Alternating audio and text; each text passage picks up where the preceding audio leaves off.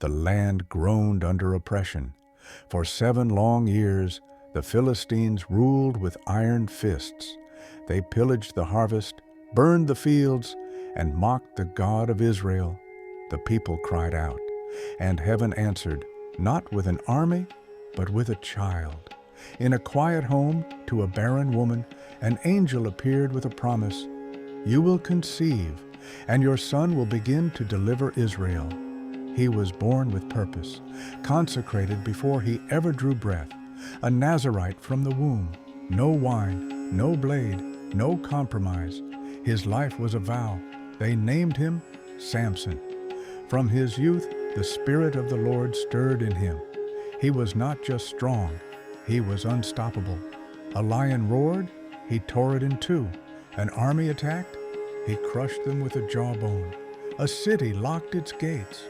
He ripped them off and carried them up a hill. He was a one-man revolution. But strength without surrender is dangerous. Samson had might in his hands, but war in his heart. He played with fire, flirted with idols, and loved the women of his enemies. And then came Delilah. She wasn't just beautiful, she was sent. Again and again she asked for his secret. He played games until he broke. My strength lies in my hair, he whispered, because I have been dedicated to God since birth. And in the silence of the night, his locks were cut, his covenant was severed, and his strength left him. The mighty judge was seized, his eyes gouged out, chains clamped on his wrists. The champion became a prisoner, a trophy for Philistine pride. They brought him to their temple, the house of Dagon, to laugh at him, to mock the God he served.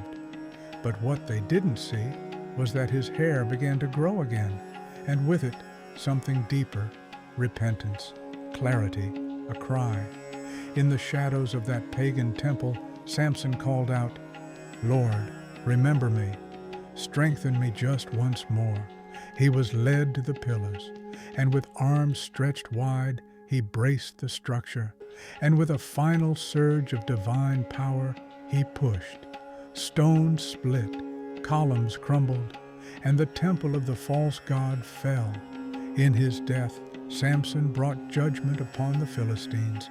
He fulfilled the call spoken over his life before he was ever born. The man who once lost everything finished his race in victory. So, what do we learn? Samson's story is not a tale of tragedy. It's a portrait of grace, a warning against wandering, but a reminder that even in our worst failure, God's mercy still reaches. His strength was never in his hair, it was in his calling.